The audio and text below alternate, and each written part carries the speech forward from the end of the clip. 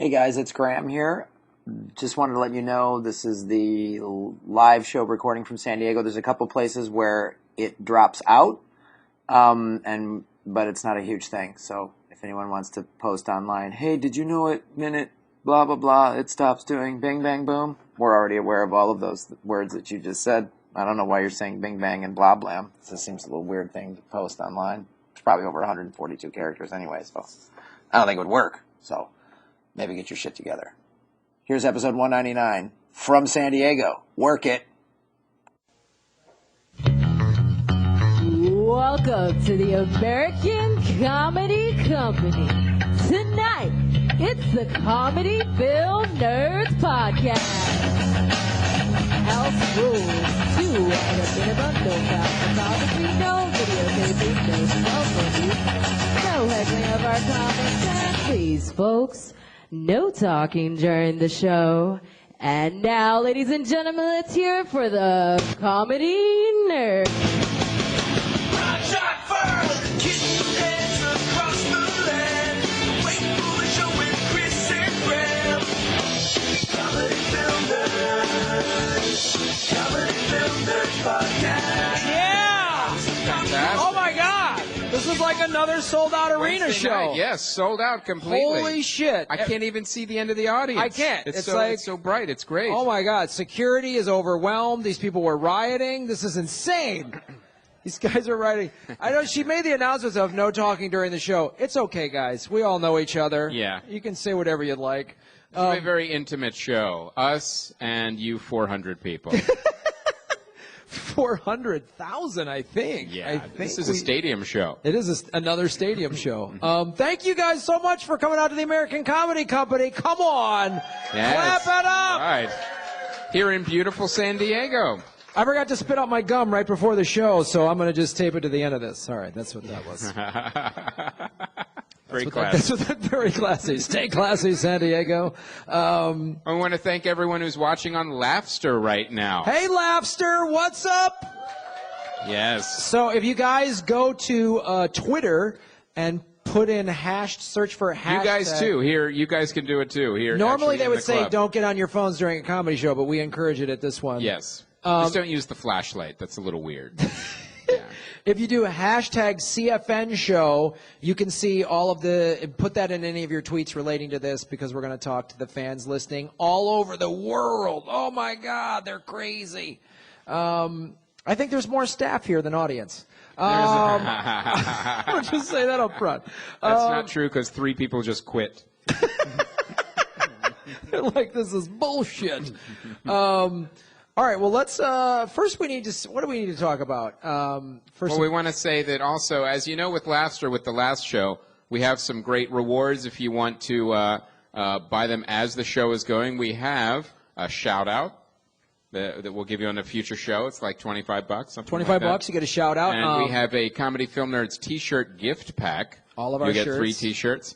And we also have, this one's pretty exciting, Going to the Movies with Graham and myself. Yes. Yes. You get to choose the movie.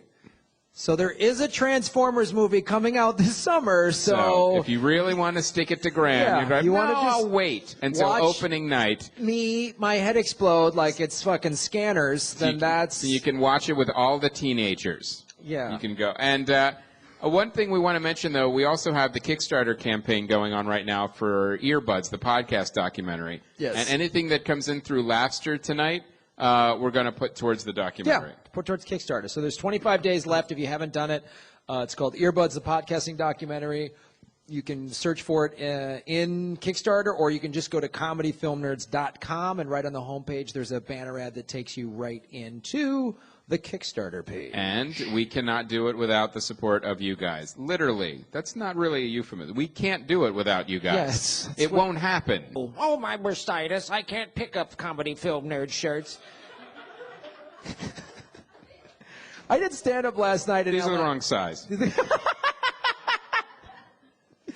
No, I did a show last night in Echo Park in Hollywood, and there was a comic. This girl was 25, and she was talking about dating a dude in his late 30s, and they're like, oh, that's when you know you're dating an old guy because he shops at Whole Foods. And I was like, what the fuck? That is the worst thing I've ever heard, and true. And then did you hit on her? Of course I did. Of course. I was like, I'm right in your wheelhouse, Buttercup. Yeah. Let's go hobble around Whole Foods and look for some organic yoga mats or whatever. Organic Metamucil, because we're so old. So old. Yes. Organic joint medication, which they have there. I highly suggest it, folks. All right, so what's our first? We're going to do Kitten Hands trivia, so as you guys know, Yay! we are going to do a movie quote and replace one of the words with the word Kitten Hands, so you have to name the word that's being replaced and the movie. And the first one. Just raise your hand. Yeah, we'll see you. This guy's got it. There's going to be like 10,000 hands are going to go up at the same time in this giant. All right. Well, what we'll do is we'll have the club put a spot on you, so then we'll really. Yeah, that's no. We can't afford that. Number one. All right, Mr. Kitten Hands, I'm ready for my close-up. What? Oh, wow, a hand went down. That one came up and went down. Okay, that's half right. What's the DeMille is what he said. movie? We got to remember, because someone. I got to make this point real quick. When we did this in San Francisco, someone who's listening at home said, "Hey, can you guys do me a favor and repeat what the person in the home audience says because they're not mic'd?" So he said DeMille, sir, and then the movie? movie is. Yes, That is very correct. good. Oh. And what size shirt are you, sir? Bigger than what you have. All right. Then you will get a Hit Clown shirt that is a nice XL. There you go. Come on up here. Give this gentleman a round of applause. So the quote was, "I'm ready for my close-up, Mr. DeMille." The movie is Sunset Boulevard, which, if you haven't seen it, is classic. Classic Billy Wilder movie. Yeah, Billy Wilder movie. Is it Gloria Swanson who's the lead? Who plays the crazy? I'm ready. Why don't we check with our intern with IMDb? Yes, it is. Wendy, Yeah. Wendy. Oh, fancy. We know all of you by name. That's what she said. All right. So let's do our next question. Okay, well, the show started before I had a chance to write it down. So, Somebody just wrote on Twitter, I'm reading the hashtag CFN Twitter feed, and someone wrote, this is from Paul Bauer. He said, after Chris and Graham mentioned Transformers, the live stream went down. Never underestimate Michael Bay's power. It was so great when, at some point a couple months ago, he was somewhere in Thailand or something, and there was an article, some guys like beat the shit out of him, and the whole internet was like, Graham, did you go to Thailand or the Philippines? And I was like, hey man, what I do in my spare time's none of your fucking business. I had to go to Southeast Asia and settle some shit, if you know what I'm talking about. All right, next question. okay, I actually had a really good one, but now I can't find the page. So I'm going to do another one. You ready? All right. You don't understand. I could have had kitten hands. I could have been a contender. I could have been somebody instead of a bum, which I am now. Oh, that's a tentative hand. Yeah, that really is. It's you You guys are like, I got this, and then no, I don't. So you don't want in? Yes, sir. No, that's not the word that was replaced. Really? No, you don't understand. I could have had kitten hands. I could have been a contender. Ooh. I could have been somebody instead of a bum, which I am now. You're very close, sir. Anybody else? Yeah. Yeah.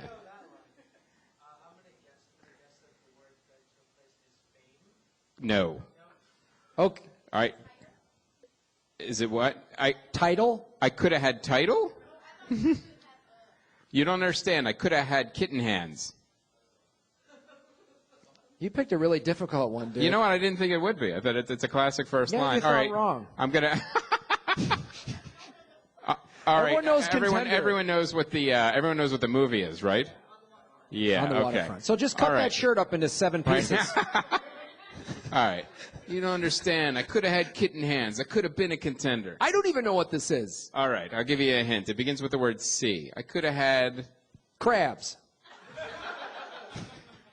No one laments that. I'm sorry. That's what we talk about on the Eddie F. show, talking shit. I could have had CL. I could have had class. That's it. But you already won. You're disqualified. So the next person to say class wins. She said cloud. Yeah, that's close enough. Give her a thing. All right. Points for enthusiasm. I could, because that's funny. It's interesting you do that because everybody knows I could have been a contender. I know. But Didn't want to make it too easy. Right. There you go. This is the Hello Junkie shirt.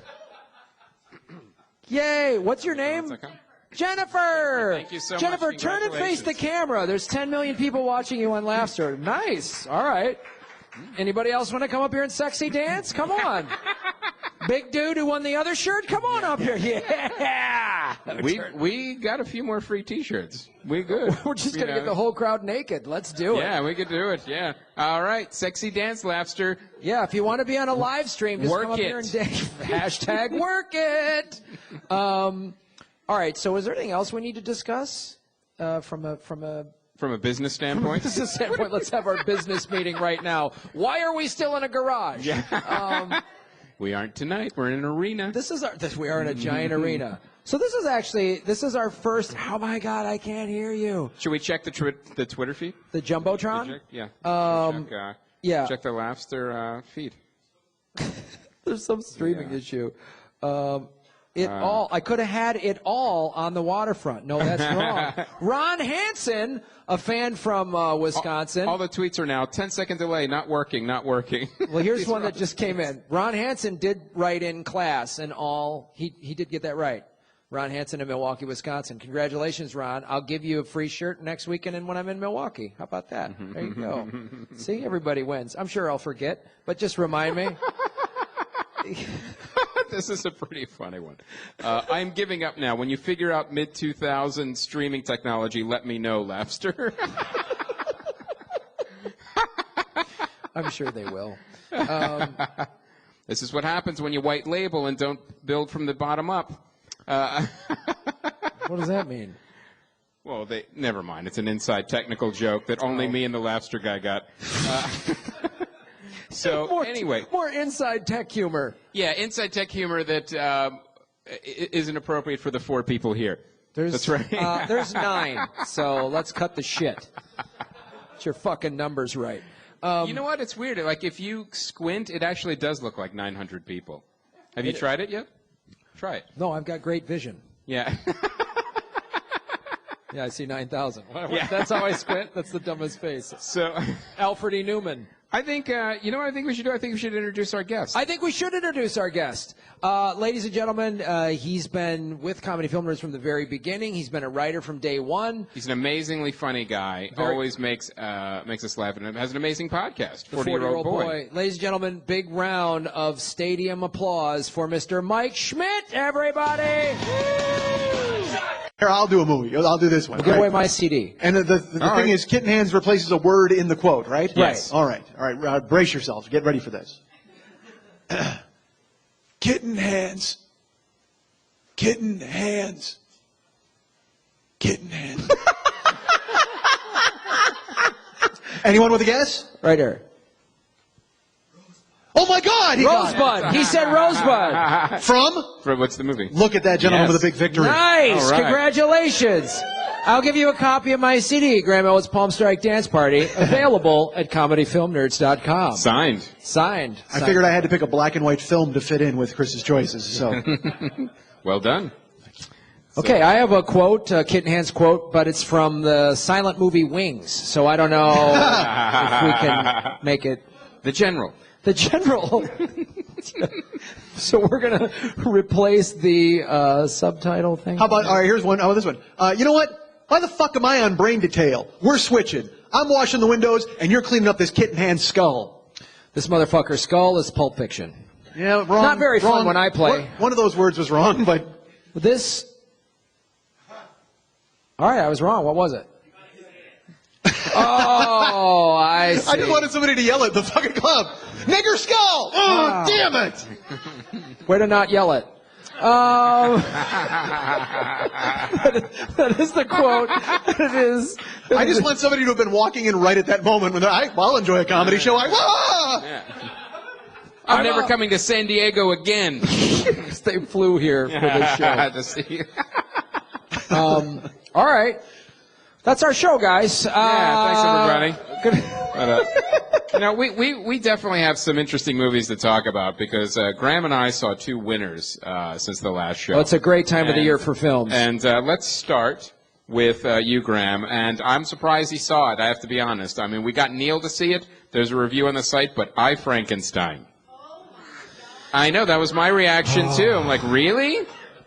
And you weren't on a plane? No, I went to see I Frankenstein because it's that time of year. I've already seen all the Oscar movies, so they're not releasing anything except shitbag movies like I Frankenstein.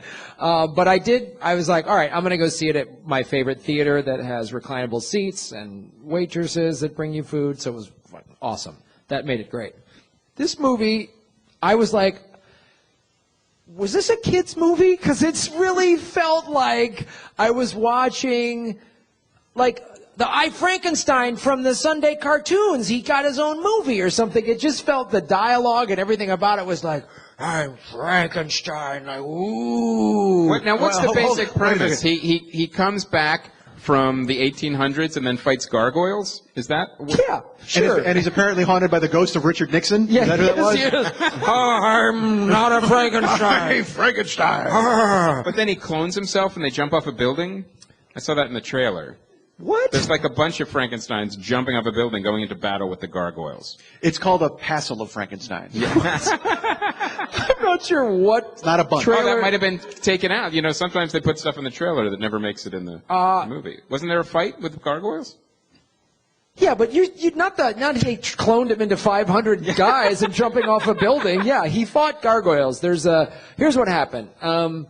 Johnny Frankenstein. Before you talk about Johnny Frankenstein, I have a question. You saw this in your favorite theater. Right. With recliners and food and waitresses and whatnot. Yeah. Now, is this the sort of film that you really want to be able to recline during? Because aren't you in danger of napping at any given moment during That is Frankenstein? the beauty of it, because I'm just like, out, and this is great, and then I'll gargoyle fight, and I'll wake up and go, okay, here's a scene I can make Is that fun a of. patron who comes to you and goes, gargoyle fight, and then you look up? There's an old guy that's like, Yeah, there's a gargoyle fight. Nobody Buster sleeps. Saul. yeah, that's what he does. Wake me up when the gargoyles fight. That's what I told my waitress. I was like, when the gargoyles fight, just give me a nod. So she's like, honey, because she, of course, is 90. Yeah, you got a 90-year-old waitress. Of course. She brought you the meatloaf special, and then she went off and beehived her hair. Of You want a course. phosphate? And then she left. And then Dingy came and threw the straws everywhere. Yes, Mike. See, I'm good improv. Yes, and Mike. And then what happened? And then that's interesting. So the movie is this. Okay, they give quick backstory. He was made the way the traditional, Dr. Frankenstein made him, and back in the 1700s, and then he goes nuts and he kills Dr. Frankenstein. Then he decides to run away from society, so he goes off into the corners of the earth for 200 years. So the gargoyles, there's the National Order, National Order of Gargoyles? National Order of Gargoyles. Do they fundraise? Yeah, it's like an Elks Lodge. It's like there's the moose, the elk, and the gargoyles. They're a good group, guys. You should go. I got something in the mail. I promised to give them $5. It's really good. They're like the Shriners. The gargoyles are like Shriners, but they are actually good. They are ordained by God, gargoyles. Godgoyles? Godgoyles. They are Godgoyles. Did you get food poisoning during this film? Because I know, it sounds like I'm having crazy hallucinations. Exactly. It sounds like you woke up every 17 minutes. Yeah. And It's really, and like, oh, okay, let me make a mental note of that. right, and smoked peyote, and then this is the film that happened. So I'm not making any of this up or embellishing. So in the 1700s, he's fighting demons. The demons try to kill him. The gargoyles see him defeat the demons and go, wow, who's this guy? They bring him into the gargoyle castle where there's a gargoyle queen. Again, it sounds like a goddamn kid's movie. Like, I feel like my 9-year-old nephew is like, and then Uncle Graham, the gargoyle queen. Yeah, this is the plot of Frozen. Yeah, exactly. It is. And they sing songs. It would be better if Aaron Eckhart busted into a song. I would have loved it. He did not. So then they're like, join our gargoyle army. And he's like, I'm tormented. Bleh. So he leaves for 200 years, comes back. Wait, 200 more years? He's gone 200 years. No, I'm sorry. I was mistaken. He's only gone 1/200 section. All right, good. Makes sense. So that makes sense. Yeah, I had to back up. When he's first created, he kills Frankenstein, fights the demons. The gargoyles say, "Join our thing," and he says, "Fuck you! Nobody tells me how to live because I'm Frankenstein. I'm Johnny Frankenstein, And technically not alive. and so not can't alive. Really tell me how to live. Half demon." So. It's somebody went like, "Hey, let's do a shittier version of Blade." You know, it's basically what they did. So he runs away for 200 years, shaves his head, comes back all tormented, blah, society's crazy. You know, so he's stumbling around in the modern, and they never really said what city it was. It's some modern city. It's Europistan. Yeah, it is. It is. It's Europistan. They probably shot it in Bulgaria or whatever because they got a tax break. And so it's now this modern city, but still in the center of it, this weird fucking gargoyle castle that's giant, that's like huge. It's bigger than like Disney in Orlando. Like it's unbelievable. It sounds like a producer went, all right, what's the rights to the cheapest graphic novel we can buy? Yes. And Dark Horse went, this one, here, this, to make this. And so he comes back, and now there's the Bill Nye is the head science guy. Head science guy. He's the head science demon, and they're trying. So all right. I just want to clarify. Bill Nye, not a gargoyle. No, he's on the other side. He's bad. He's bad. All right. And so bad that he has decided to torture the audience with every fucking demon cliche that's ever been written. And then he's trying to build a whole army of Frankenstein-like demons, so he needs the Frankenstein cookbook. How many people have to turn down a role before it goes to Bill Nye? Well, I think he just takes anything that's shot in England. I think that's his whole thing. He's like, I don't want to get on a plane, mate. And he just fucking does whatever. And some of the movies are great, and some of them are this. And Aaron Eckhart. Oh, you're talking about Bill Nighy, not Bill Nye. Yeah, Bill Nighy. Yeah, okay. Whatever. Never mind. He's actually a fine actor. He is a fine actor. Who are you thinking of? Bill Nye, what you said. The science guy. No, it wasn't the science guy. I was playing along. I was yes-anding your skit. And then what happened? He ate expired yogurt in a recliner. He has no idea what happened during this film.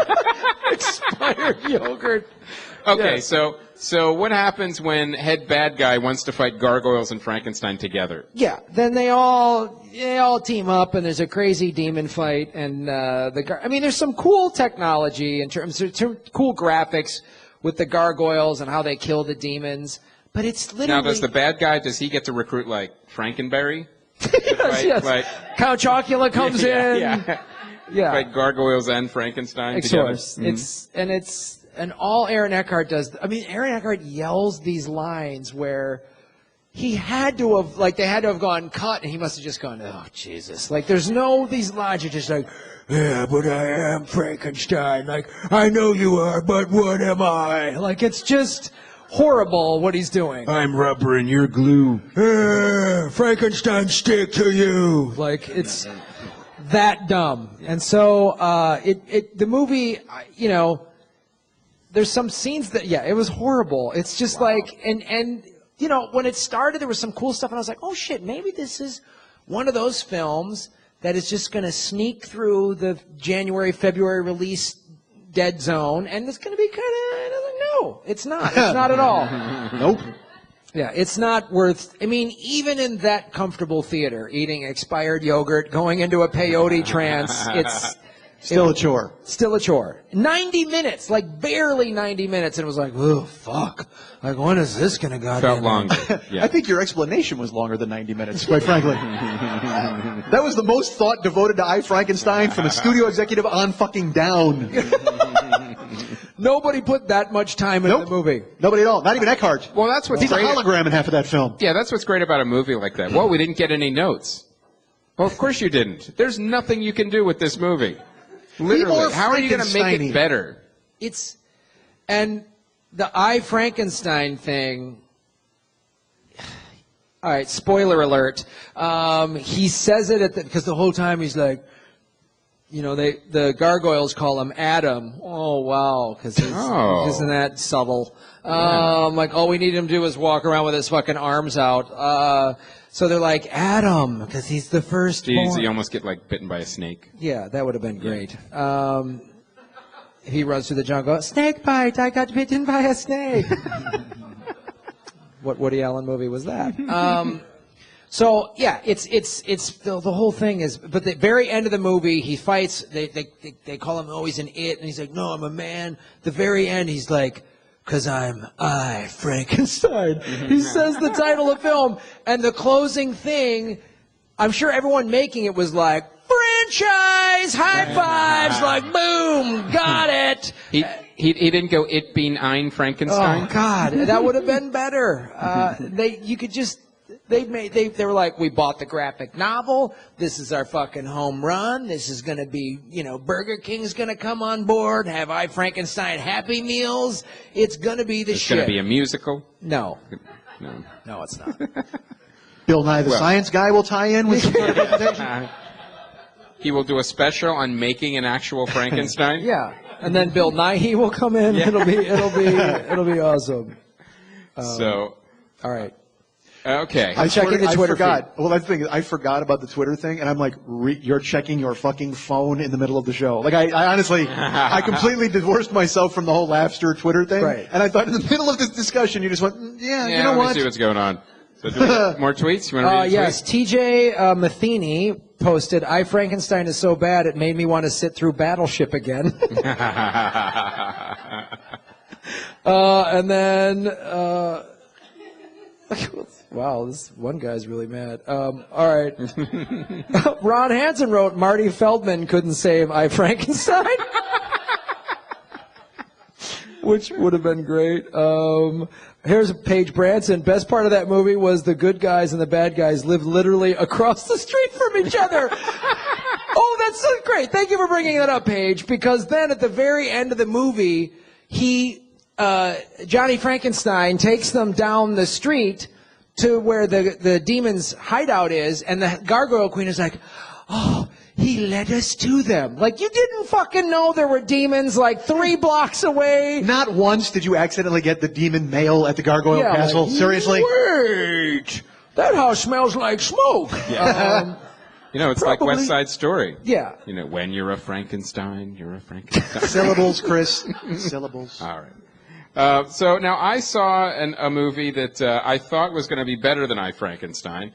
I was incorrect. Oh, wait a minute. Here's I got another joke here from Aaron Brunghart on... Aaron Eckhart. Aaron Eckhart. Wow, he's on Twitter. He said, National Association of Gargoyles, otherwise known as NAMBLA. Which is the National Association of Man-Boy Love, and then he put hashtag work it, hashtag JGL. So I actually saw the movie, and this was, of course, nominated for some awards, and especially Golden Globes. All Is Lost. So I don't know if anyone's seen this movie. This is the movie with Robert Redford. That was the working title of I Frankenstein. Yes, very true.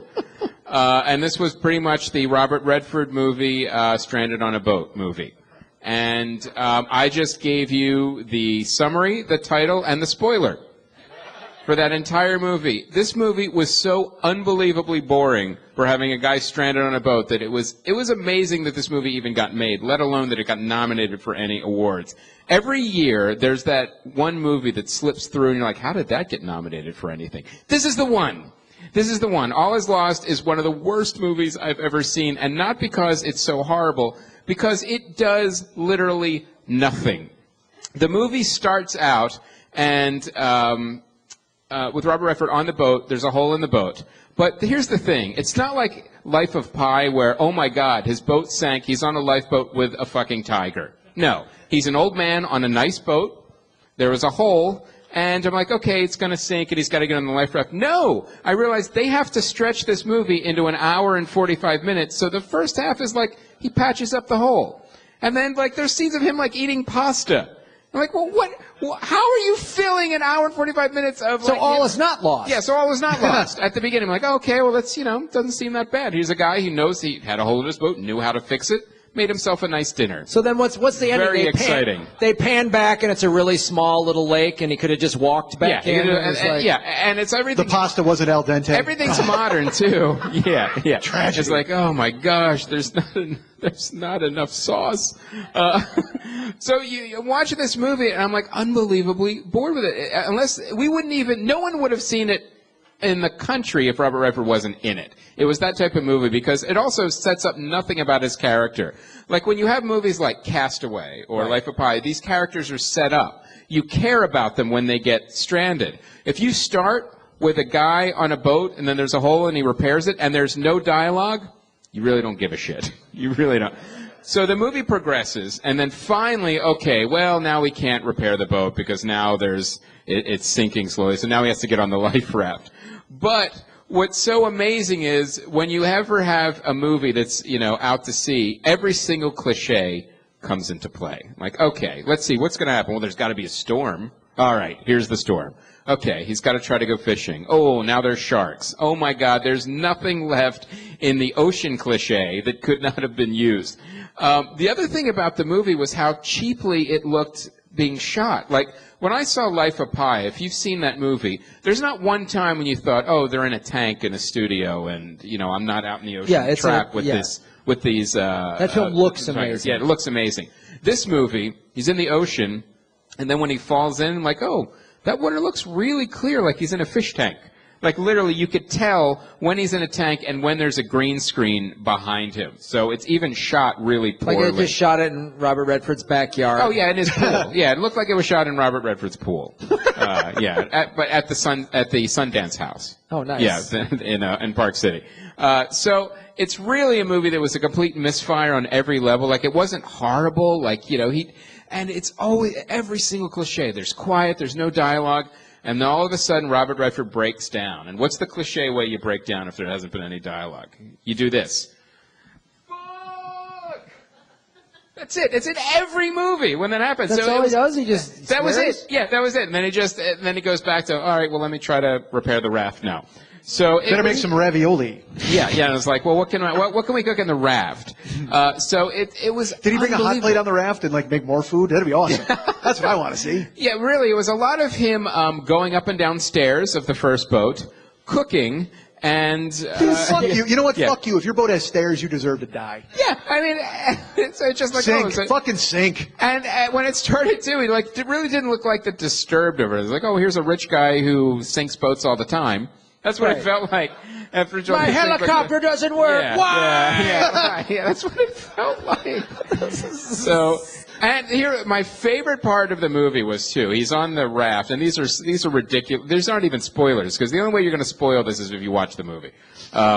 So that's the only way you'll be spoiled on this movie. Is now he's on the raft. He has flares. Now he must have high water pants. What? High water pants? High water, yes. He lifted them up. Or actually, you mean flares? Like lighting flares. Them up. Yeah, but they, he must have been in shipping lanes because there was like 3 or 4 scenes of boats going by. He hits the flares and no one sees the flares. Like literally, oh, another boat's going by and missed him. Oh, another boat's going by. Really? He must be invisible on the ocean. Was with he just flares. shooting a flare in the water? They're not seeing it. It was unbelievable. I'm like, okay, well, if 3 boats have gone by and, you're not doing that well, maybe no one wants to pick you up. That was, I was thinking, oh, it's Robert Redford. No, I don't want to pick him up. How do you not stop your boat when you smell that delicious lasagna that he was preparing? I know. You'd think those sailors would be like, oh, yeah. The funny thing was he looked delightful. really angry because he picked up a Paul Newman jar of sauce and he threw it away. So is this then that thing where just Hollywood and the Academy just goes, oh, it's Robert Redford, he's amazing, without even... I think anyone who nominated this movie didn't see it. I really think that. I think that they just saw Robert Redford stranded on a boat. They didn't watch the movie. They just nominated it. That's what it really felt like to me. Because if you watched the movie, you wouldn't nominate it for anything. In fact, you would go back and watch Butch Cassidy and the Sundance Kid again. Like, oh, yeah, that's right. That's why I love it. And nominate that again. Yeah.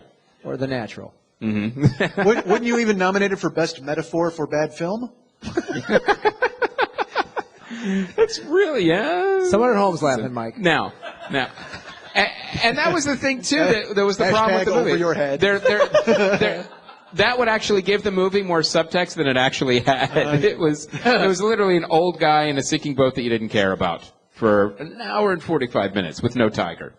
All right, somebody online wrote Carlos Angel Barajas. I'm the worst. I'm like some substitute teacher. What are you doing? I'm sorry. You had a stroke in the middle of that dude's name. Carlos, Angel, Angel, Alvarado. Help me, save me, somebody. Please, CPR. Rodriguez. Chai, Rodriguez. All right, he wrote, all is lost is the story about the dangers of being a rich white man, which just sounds exactly like it is. And that just seems like, sometimes I feel like, we've talked about it a little bit on the show before, especially during Oscar season, that like, you know, the Academy kind of sometimes feels like just a rich white country club. You know what I mean? Where they're just like... Kinda? Yeah, it is. Like it is. always. Like fucking always. Always. And this just seems like, oh, the struggles of your yacht not working. Like, wouldn't that be horrifying if the Coast Guard didn't get you immediately and you had to eat cold pasta? Walking up and down your stairs without a personal trainer? What are we, savages? So many people saw 12 Years a Slave and walked out and went, that was a sad story on a boat, but not as sad as All Is Lost. The 40-year-old boy, ladies and gentlemen.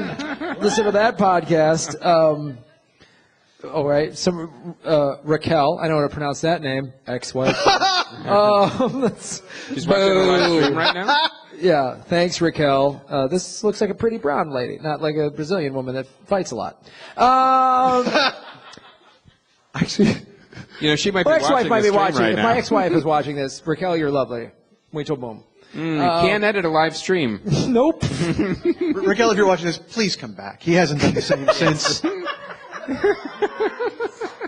Desculpa, Raquel. Eu triste por você. I enjoyed the one-word conversations you and I would share often in your house, so please.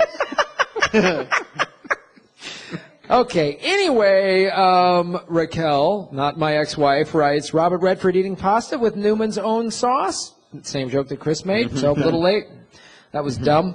No, I'm just kidding. Sorry. All right, okay. Life of Pi was cheaply shot because they didn't pay their VFX house. Oh, Aaron is making a statement about how... Were there VFX About budgeting. in Life of Pi? No, he's making a statement about that, the FX house, got kind of... Boned. Yeah, Well, got boned. they went out of business. They went out of after- business, so... Even the Tigers stopped returning their calls. Mike Schmidt, everybody. Really? Daniel Whitefall, you're in the audience?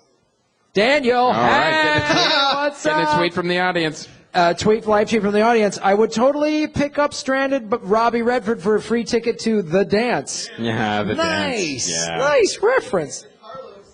Carlos Angel, Carlos. terrible name. All right, Carl Angel Barris. Carlos Alhambra? Is that? I'm sorry. I'm the worst. I'm bad with names and accents. All right. Why is TJ Matheny writing this? I still can't get over the fact that The Lone Ranger got 2 nominations, twice as many that piece of shit sounding Redford movie. Excellent point, TJ. Why the fuck did that? Well, let me ask you this, Mike Schmidt. Hi. Hello. What was some of your favorite movies of 2013? You know, it's interesting that you would ask me this. Yes, because my life fell apart in 2013, and I didn't go to the movies very often. I'm a terrible guest to have on this show, quite frankly.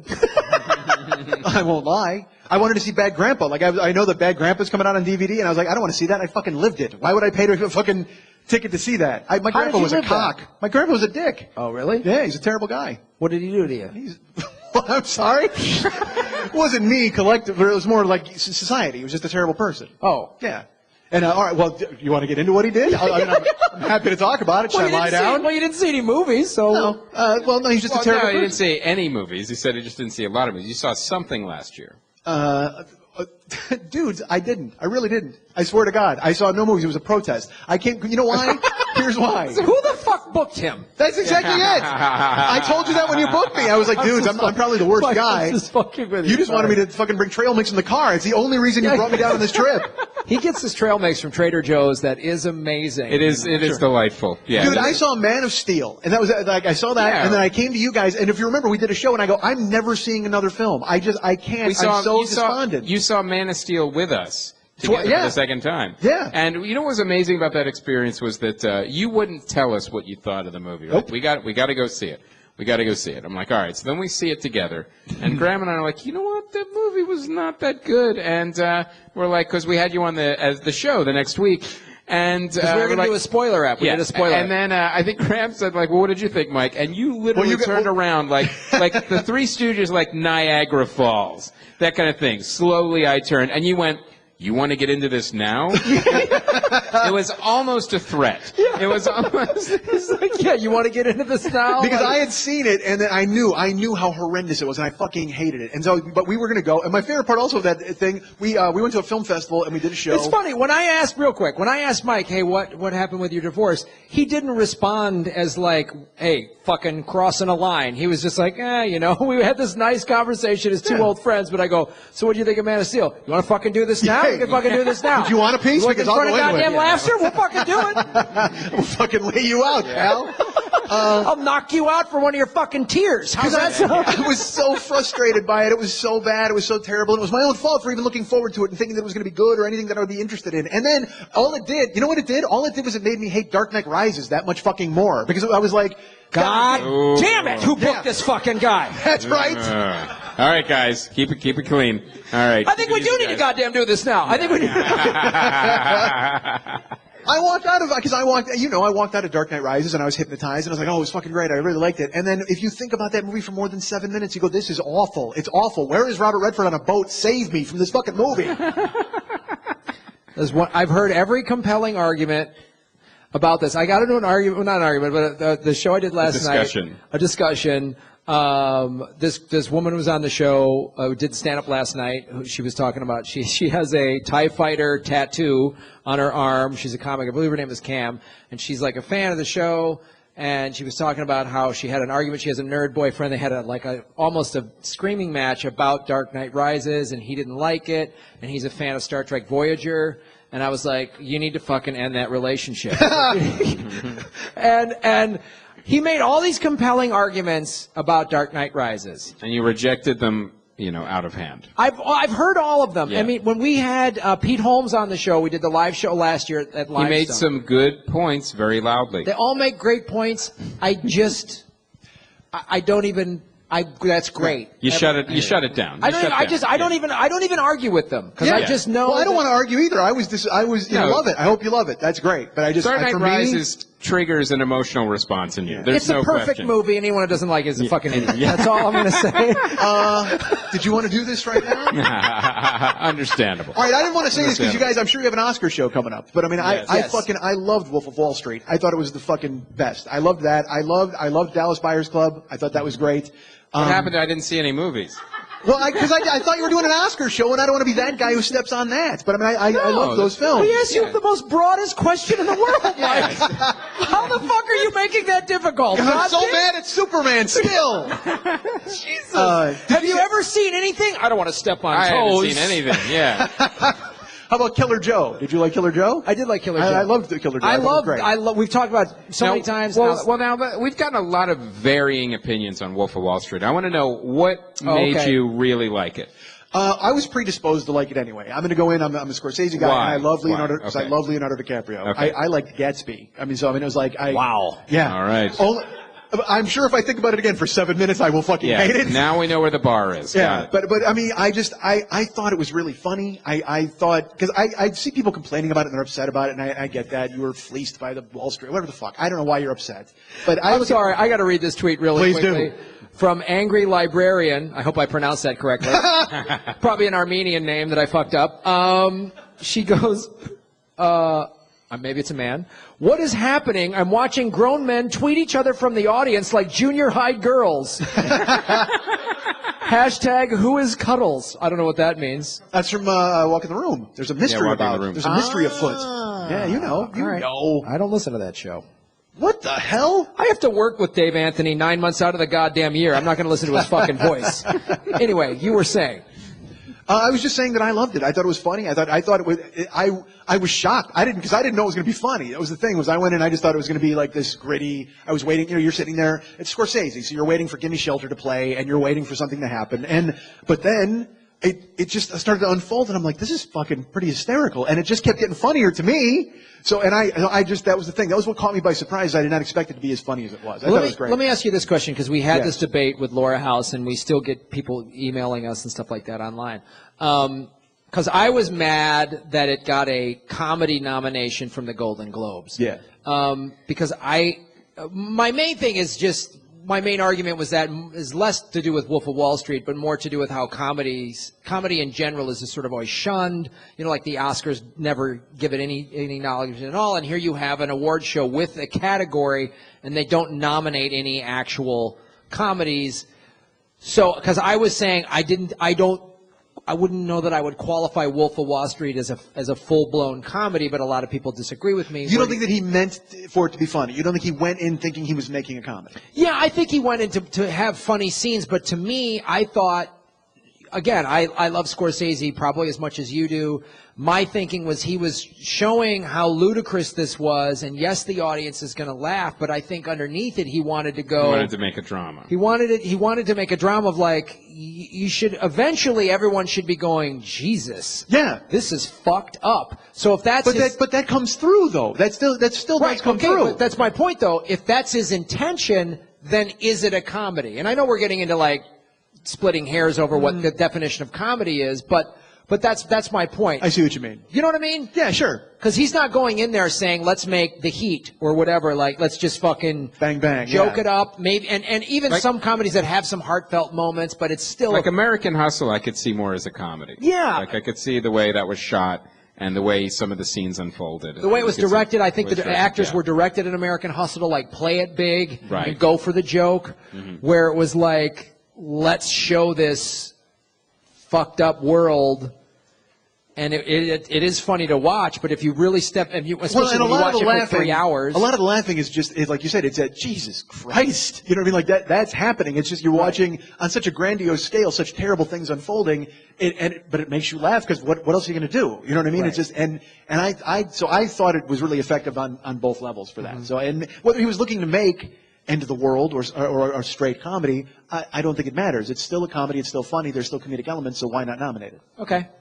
Well, let me ask you this then. Going into, if you were to have to pick between like Dallas Buyers Club or The Wolf of Wall Street, And All Is Lost. and all, and I Frankenstein, what would you give Best Picture to? Well, I didn't see American Hustle. Like there's so many things I didn't Right. see. But I mean, But just out of those two, like, well, let me ask you. All right, Best Actor nod. I mean, obviously you haven't seen all of them, but still, Wolf of Wall Street and Dallas Buyers Club are very much front runners. Yeah. For Best Picture and Best Actor. yes. Where would you put them? Well, I'm Wolf of Wall Street guy. I mean, I You think Leonardo DiCaprio did a better job than not taking anything away, but do you think he would be more deserving of an Oscar than Matthew McConaughey?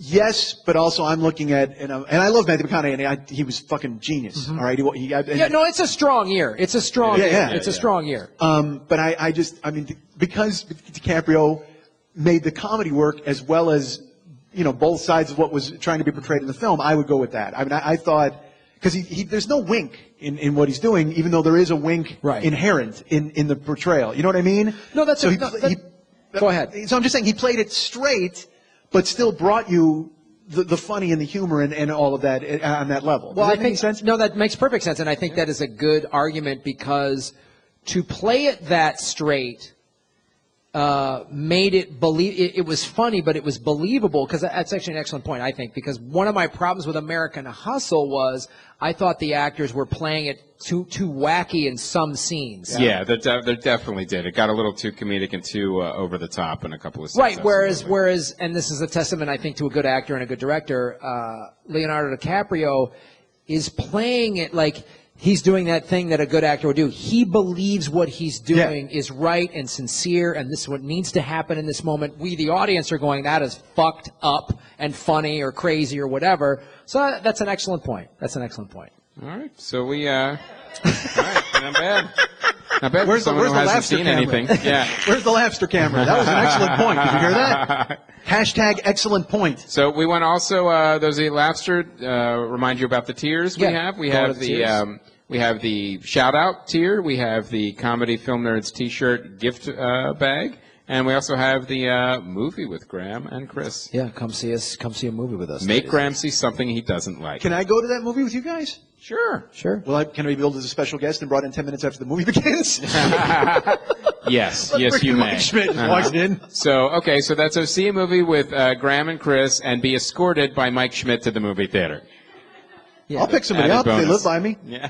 That'd be cool. Drive to the movie with Mike Schmidt. That's a new tier. Yeah, fair enough. Unless Mike's having car trouble, then you got to pick Mike up. No, he has a loaner. We'll take an Uber. I have an Uber code we can use. Well, let's take an Uber to the movie with Chris and Graham. Yeah. Outstanding. Or we'll get a zip car. Okay. So, hey, let's talk a little bit about. We have a special Oscar episode we're going to be doing with Doug Benson coming up. So we want to pitch that a little bit. Shit. Yes, and we want to talk about the Kickstarter campaign a little bit. We have about 25 days left. We're very excited. We had actually a sponsor come on board, and they are actually donating a bunch of earbuds for some of the tiers now. So you can tweakedaudio.com. So you can actually buy a tier. You get the movie, and you get like $29.95 earbuds for free. They'll throw them included. in. Yeah, there's there's a $40 tier and a $75 So yeah, tier. you can get the download of the movie plus an earbud or a signed DVD plus the earbuds. And we're really excited about this this movie. And one of the other things that we've been getting a lot of questions and how are you guys doing? And we're doing well. We still have about 25 days left. We have a long way to go, so we definitely still need the help. But one of the questions was, and this was from a lot of people that don't understand what it costs to make movies, why do you need $135,000? What are you going to be using that money for? Did you see Wolf of Wall Street? Yeah, a lot of and cocaine, I think it's horror pretty parties. clear. We're going to be inventing cameras that snort cocaine. And That's for aren't the you movie. sending half the money to Life of Pi's VFX house? Yes, we are. Picking up their tab? And the other half to the tiger. But one of the reasons is that we want to do this movie right. Like if we only got a portion of the money, we budgeted it out very carefully. It would wallow in post. We don't want to do that. We have to make sure we hire pro editors, and we're going to be working with all pros. And a lot of that money is actually going to travel because we want to come to see you. We do want to travel the country and meet you guys, the fans. So that's where a lot of the money is going, pretty much post and travel. And one of the things we can talk about here, since Mike is on the show, is if you go to the Kickstarter page and watch the video, we got really cool interviews where we got the idea to make the film at the podcast festival. And Mike, because one of the things we want to show what podcasting has helped all of us as performers and how it's been an emotional journey for us and how we connect to the fans. And then how also we fill stadiums now for live how we fill shows. stadiums for giant amounts of money. And how you guys relate to it. But like Mike, you said there's a really cool clip in there about you talking how no matter what, if you got a job doing the thing you wanted to do about, your own TV show or whatever, you would still podcast. Talk about, especially your show is kind of unique in that it's just you, no guest, and you talk and you're very open about everything. Talk about what that experience has been like, especially as a guy who's had to go through some stuff, like going through divorce and stuff like that. Well, we all moved to Hollywood with different ideas. We're all going to be famous. We're all going to be in shows. We're going to do this, do that, and all the other thing. And we've had amounts of success. You've directed films. You've written. You've hosted. I've written shows. And it's what we wanted, and it seemed like steps on the ladder to where we wanted to be. But ultimately, I think what we all want to do, and I think the greatest goal and the greatest gift you can ever receive is to be paid to be yourself. Mm-hmm. And when we do podcasts, that's what happens. I find a niche audience of people who enjoy me and like what I do, and they're able to bring exactly who I am and what I want to do to those people, and they can compensate me or don't compensate me or choose to listen or choose not to listen and move on. And it's the only thing that we have complete control of. Mm-hmm. If I get a job at a television show, I get a job with a movie, I get a job as an actor, I have a director telling me what to do, I have a producer who has to review my script. I have always had levels that I've had to break through, and I've always had to do what I'm told. On my podcast, I can do whatever the fuck I want, whenever I want to. Mm-hmm. I talk till I'm done. If I want to talk for 10 minutes, I talk for 10 minutes. If I want to talk for 4 hours, I have talked for 4 hours. And I will never stop that. But have you wanted to talk for 4 hours? Oh my God, I want to talk for 4 hours now. Yeah. Uninterrupted. Yeah. Buckle up, San Diego. So man, I would never stop doing the podcast as long as people are listening and enjoying it. I mean, that's the thing. Right. You have to be able to reach an audience, and you know what? Fuck that. You really don't even have to reach an audience. Podcasting, that's the good thing about it. You can start, and you can have fucking you talking to 2 people. But if those 2 people love what the fuck you're doing, then keep doing it. Who cares? Goddamn right. I'm serious. You set your own goals and you set your own pace. And if you want to start out, like I got very lucky. Because I was on Jimmy's show. I was on Never Not Funny for a year. So even a year later, there were people who kept saying to me, you've got to do a show. We need to hear your show. So I had a built-in audience and a built-in mailing list who kind of hopped on board the second I launched my project, and it just grew from there. So I did get lucky. But if you're going to start doing podcasting, don't do it just to get famous. Don't do it. Do it because you want to express yourself and you want to be good. And you want to go out there and you do what you have control of. And I can't stress enough, no matter what I do, if I get another writing job, if I get any of these other things that I thought I wanted to do, they would all be used to supplement myself being me and doing my podcast. That's it. No, it's funny because the last, I started going back on the road about 5 years ago. And before that, I did the game shows, and I'd go on the road maybe 5-10 weeks a year. And then about 08, 09, Doug Benson asked me to start going on the road and did all that. And then all this podcasting stuff started. And it's funny. Obviously, I would love, sure, I'd love to be on a sitcom and make that kind of money. But I would do the same thing. I would just use that money to supplement this, to make this as cool and as fun as it possibly could be. Because I hear friends of mine that work on TV shows and like, oh, the network notes, and they made us do this and this. And I go, when we do a podcast or I do stand-up, nobody fucking gives me notes. But yeah, I know. It's all Right. they get for compensation is piles of money. Right, but the thing is, though, that's But what a lot of writers say that, though. It's like you don't get paid to write, you get paid to take notes. Yeah, and it's like But you get paid very well. When I hear, sure, you get paid very well, and I'm not saying. I still aspire to those things. Sure, of course. But I wouldn't say no to those gigs at all. I would churn them back into doing the thing that I love most, which is They this always- and they being always would come myself. back here. It's like when you were talking about, Graham, like when we started Comedy Film Nerds, there was no podcast. It was actually just a website. And we finally were talking, like, we should do a podcast to support the website. And when we started doing the podcast, and I don't know if anybody had been listening from the beginning, there were some audio problems and some other problems and stuff. And then we finally, after a bunch of weeks, we got them worked out. And then something interesting happened, something that we weren't expecting. We made that connection with you guys, the fans. And it was a connection that we weren't expecting to be so strong, like on both sides. Like we really cared what you guys were thinking, you really cared what we were saying, and it was like, well, this doesn't happen in other mediums. And that's what the crux of the documentary is going to be. Why is podcasting so unique, so different, and so personal between podcaster It's funny, and fan? since we launched the Kickstarter thing, I've gotten at least one email a day saying what it meant to somebody listening to podcasting. Like once a day. We've got this dude in Germany was talking about, he was working, him and his wife moved from Portland, Oregon to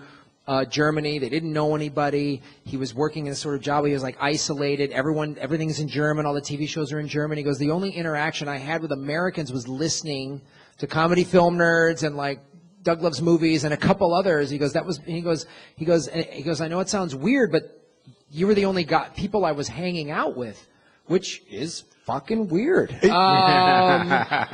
it's the intimacy of it that can't be denied. You are right here. You are in their head. Literally. I mean, a conversation is still intimate, and even you can be as close as possible, but not as intimate as a podcast. I am right in your fucking head. Yeah. And I've made friends. There are friends of mine now. I feel stupid saying fans. I'll say listeners or I'll say friends, and I know that even is silly, but it's true because anything I make from the podcast, I'm able, if I can take care of, David and Lily who help me do what I want to do, and then everything else gets churned back into the show. I mean, I go out and do live dates and I meet people, and that's the best part is I've been waiting forever for this arbitrary payoff. I'm waiting to hit it and to make it, and it's going to be big. And I've kind of been blinded to the fact that the payoff has come. It's here every day. In that I've met people. I get letters too. I mean, people who've been through cancer and listen to me every day through their chemo treatments. And I was the only thing that kept them sane. I was the only person that was there for them. And I get that all the time.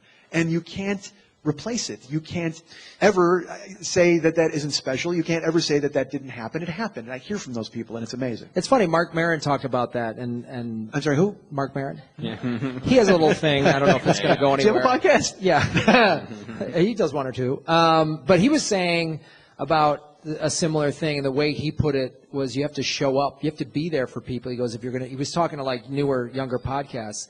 Pick a schedule and stick Pick to a schedule and stick to it. Like, be there for people. Let people know you're going to drop your episode every whatever. Yeah. And, you know, the conventional wisdom is once a week. But, you know, there's shows like Welcome to Night Vale that they're only twice a month. But You're a Night Vale fan? it's still That's it's still awesome. consistent. Most Night Vale fans are like 16-year-old girls. That's tremendous. And Neil. and Neil loves Night Vale Weekly. too. I actually listen to them all too. I enjoy it as well. Okay, so let's talk about on DVD and Blu-ray. Now, we were talking about this earlier, Graham, Bad Grandpa. I actually saw it, and I really liked it. And it's the thing I liked about it is my problem with past, like, Jackass movies or even just, like, Borat is I get tired when it's we're in on the joke, right? You got a guy coming in with regular people and hidden cameras, and it's funny, but after a while, I'm always like, yeah, I get it. He's acting like a creep. They don't get it. Ha-ha. And those jokes always sort of run thin for me. Like, I remember Borat, the first, 30, 40 minutes, I was laughing hysterically and then just got bored because I was like, I get it. Americans are dumb. Ha-ha. You know? But the thing what I liked about Bad Grandpa was they put a thin storyline in there. He had to take this kid to Florida or wherever. They had this very thin storyline that motivated each one of these things. So then when he would go do these fucked up things and the kid was awesome, it just made it hilarious. And every time I'd start to feel like, oh, this is getting old or repetitive, then no, we have to do this. And they had people they had to meet. And they had actors, like he was talking to the quote unquote the boy's mom, who was this actor, who I forget his name, but he's been in a lot of commercials. You might recognize him. And they're talking to him on a video chat in like a coffee shop or some public place where you can do Skype.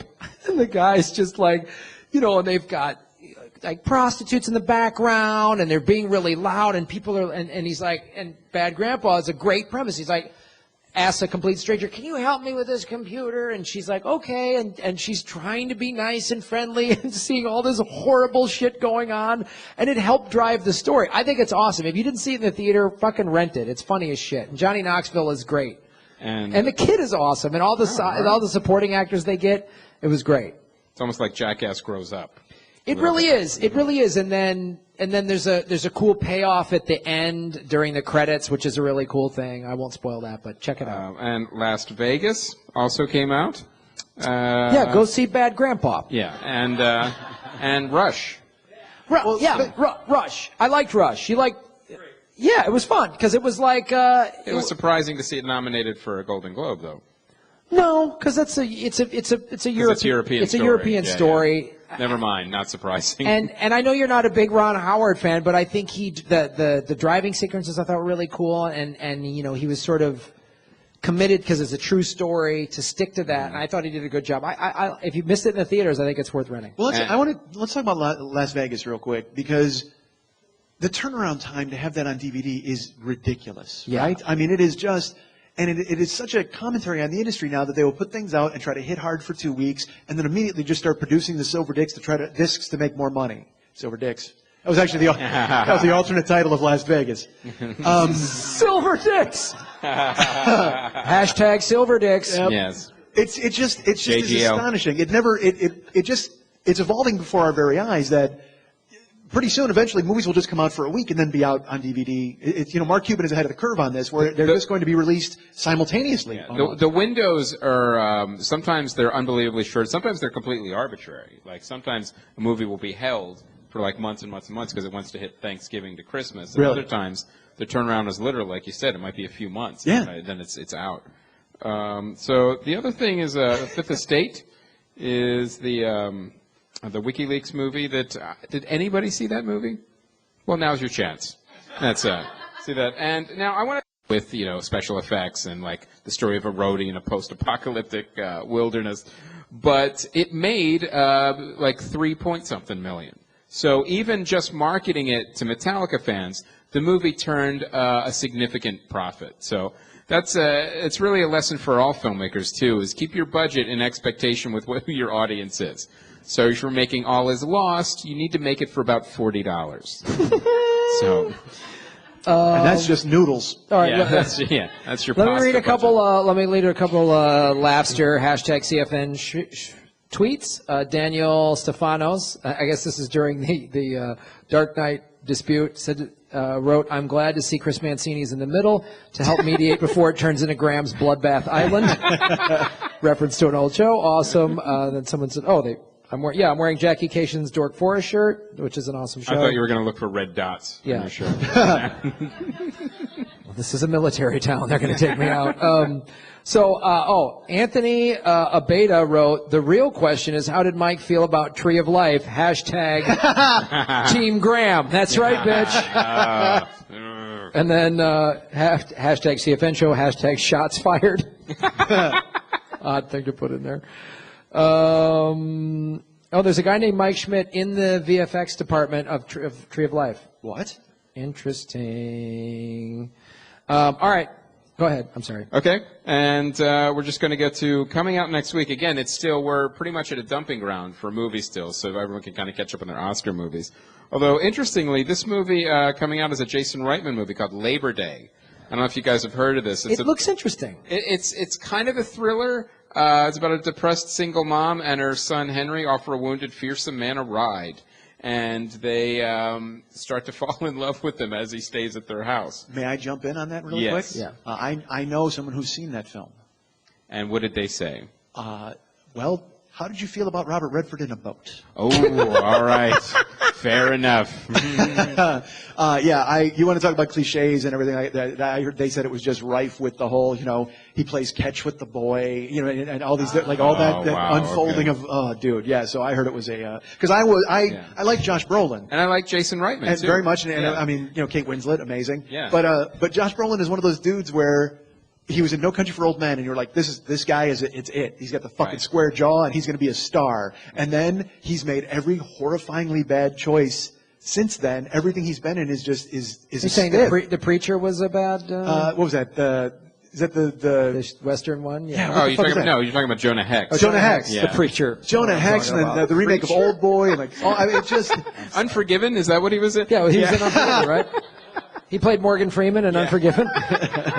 But you say January, February dumping ground and all that. Dude, there was a fucking billboard for this in LA in like September. So I mean, I don't know how long they've been waiting to put this out. Because I saw it then. Might have gotten delayed. I think what happened was they thought it was going to be Oscar, and then it became a piece of shit or something, and then it didn't test well or whatever. Or, Well, and also it probably would they want to compete with the Old Boy remake because it's a lot of the same audience, a lot of the same crossover. And the other movie is That Awkward Moment. And if you've seen this trailer, it's the oddest trailer because here's a movie that really doesn't know what audience it's going for.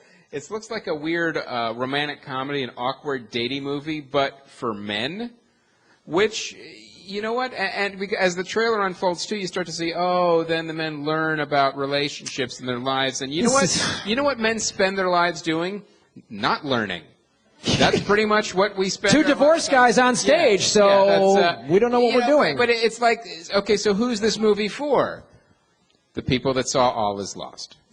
That's the only. It seems like it's a date movie. It's a movie that's marketed for women. They're trying to get that date movie and have the men not be bored. See, this guy's leaving because we're talking about it. just because we're talking about it. It bored him so much. It's like, I'm not learning shit. I remember I was dating a girl last year, and she said to me, she goes, "You want to come to my friend's baby shower?" And I started laughing. Yeah. And she's like, "Why would you want to come to that?" I was like, "Are you kidding me? No guy wants to come to that." She's like, "No guys come to these all the time." I go, No. They have to. No, they don't want to be Yes, there. She they goes, don't want to be She there. goes, "Yeah, but they're going to have beer and In-N-Out burger." And I'm like, "Well, first of all, I don't eat either one of those things or drink. I don't drink or eat meat, so that doesn't mean anything." But if I to me. did, I could get them at home. I would just go to In-N-Out and grab a six-pack and not go to your bullshit baby shower. Yes. No guy wants to hang out with, "Oh my God, that's so cute." And I've heard women go, "Graham, women hate fucking going to those Yeah. things." The only time a woman gifts. The only time a woman's getting a man to a baby shower is if there's a comma between the two words.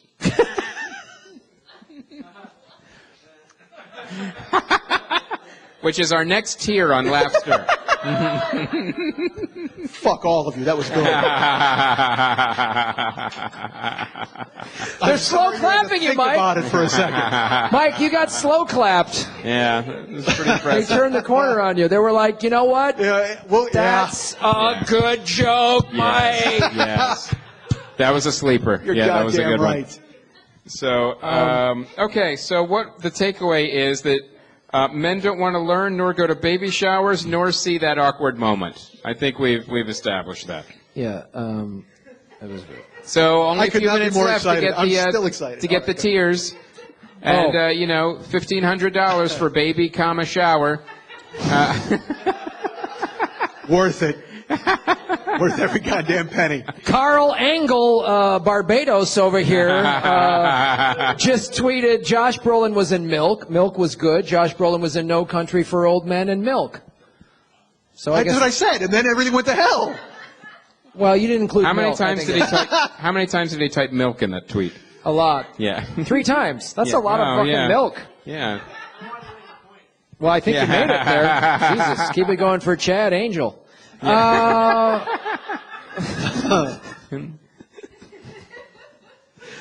I his wish friend punctuate- Enrique Delamitris.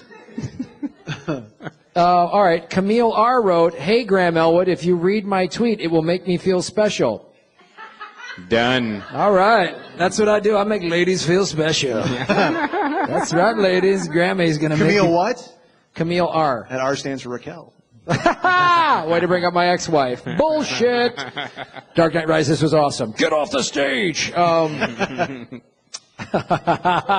Oh, Angry Librarian's got some shit to say. Mike, I've got a great idea. Can you do some grammar jokes while you're on live television? Some grandma jokes? Grammar. Grammar jokes. Oh, the comma joke. Yeah. That's a great joke, Angry Librarian. I'm sorry you didn't appreciate it. I'm sorry, should it have been a Dewey Decimal joke? Would you have gotten on board with that? Mikey Schmidt taking you right to the fucking mat, you assholes. All right. Bingo. Yeah. All right. Yeah, exactly. Now, see, if you want to get her really angry, go, where are my librarians at? Oh, Mike, Ron Hansen And is for the preposition. giving you credit for that one joke that didn't get a laugh. And What joke? he wrote, pick it up, San Diego. That was gorgeous. Hashtag silver dicks. Did he add JGO? Yeah, he did. Edward Thole wrote, Mike, why don't you just kickstart a film version of Burlesque Festival? Oh. Wow, that is some creepy inside shit right there. Eddie and I shared some stuff. All right, so go to 40-Year-Old Boy to get the rest of that story. Mike had a weird bro weekend, and he's going to tell you all about that. We're not judging anybody. Hashtag man love. All right. I think you and Eddie ought to go see that awkward moment together. Sounds like you guys will have a good time. I love that Zac Efron. Just a few minutes left on Laughster. Awkward moment. All right, before we wrap it up, Mike Schmidt, anything to plug? Tell the folks to watch, listen. Well, I'd like to plug this Kickstarter campaign for a film called Earbuds, the podcasting documentary. Huzzah. Plenty of tiers available, plenty of people to donate and bring money, and it's just going to be a fantastic project. I think I'll be involved in it at some point on some level if it gets made. Yes. So please. There is no question. Mike Schmidt will be in the documentary. Yes. Go to MikeSchmidtComedy.com, and I got a Joe Business page where you can buy a bunch of stuff. Go to Facebook.com/Mike Schmidt, the 40-Year-Old Boy, Facebook.com/The 40-Year-Old Boy, and the 40-Year-Old Boy podcast available in iTunes. Comes out every Thursday. Subscribe, please. Thank you. All right. As I said, I will be headlining the Comedy Cafe in Milwaukee, Wisconsin, February 6th through the 8th. That is next weekend. Get the tour dates at comedyfilmnerds.com or grahamelwood.com. Of course, our Twitter handle at comedyfilmnerds, my Twitter handle at Graham Elwood. And I'm at Twitter, Chris J. Mancini, and then, of course, Comedy Film Nerds. We want to thank you guys for all the support you've given us and supporting the store. And I've noticed a lot of my book Pacify Me has been going out lately. A lot of new babies come online beginning of the year. So I will sign and personalize A lot of people that throwing for you. down in June. Yep. It's summer fling. Summer fling. February baby. Yeah. But I will sign and personalize those for you. And We brought, I think we have some Whistling Bane shirts. we brought a couple Whistling Bane shirts for you guys. You guys want one? One for each of you. So enjoy. And of course, we want That to made thank. it sound like we're giving them away. Yeah, we will be giving them away Sure. in exchange for money. So, and we want to thank the American Comedy American Comedy Company. Round of applause for the club Thank here, you you so guys. much, guys. Putting this together. Come This has on been now. great here. Everybody watching on Laughter and listening at home, if you ever get into Thanks, San Diego, Eric, on Laughter. for sure, come to the Gaslamp District. It's a blast down here. I always said if I wasn't in show business, I would live in San Diego. I would just For the surfing. for the surfing and hanging out down here because I love watching Marines vomit. At 3 a.m. on a Saturday. It's awesome. Hey, can I say something? It's going to be kind of indulgent, but do you mind if I jump in with something? No. Go right ahead. Mike. I've never done Laughter, so I might be reaching some people who don't know who I am, and I'm just happy to be involved, and thank you so much for having me. Anybody who doesn't listen to my show or wants to know about my show or wants to jump in, because I'm in year 6, and it's kind of more of a book than a movie. They're not really individual episodes. So if you're on Laughter and you're watching this, send me an email at mike@MikeSchmidtComedy.com, and I will send you year 1 of the Mike Schmidt 40-Year-Old Boy podcast to get you started. Oh, check that out. So that's 52 episodes, and if you want to listen to that, great. And if you hate it, then that's fine. But if you want to keep going, then there's stuff to buy. Who cares? But if you want to, go ahead and write me an email at mike@MikeSchmidtComedy.com, and I will send you year 1 of the 40-Year-Old Boy podcast for download. Surprise How deal. about it? Look at that. Mikey Schmidt Give 'em a giving it little up for taste. the people. And you guys too. I mean, anybody. So that's fine. All right. I think that's it, guys. So donate to. Also want to thank everyone at Laughter for making this happen. Dan. Yes, Dan and Eric. Dan and Eric over there. That is everyone at Laughter. That's the whole company. They're 2 dudes living in a van. Yeah. With a great Wi-Fi. A Vanster. Nice. MikeSchmidtComedy.com. All right. Anything else? No, we would just want to thank you guys, the fans. We could not have done this without you, fans are at awesome. home, fans that are here. We want to thank you guys from the bottom of our hearts for supporting us. Like everything Mike was talking about with podcasting, you guys show up. It's awesome. So tell your friends, and we appreciate it. So thank you once again to Mike Schmidt. My name is Graham Elwood. And I'm Chris Mancini, and as always, remember Hot shot first. Thank you, guys.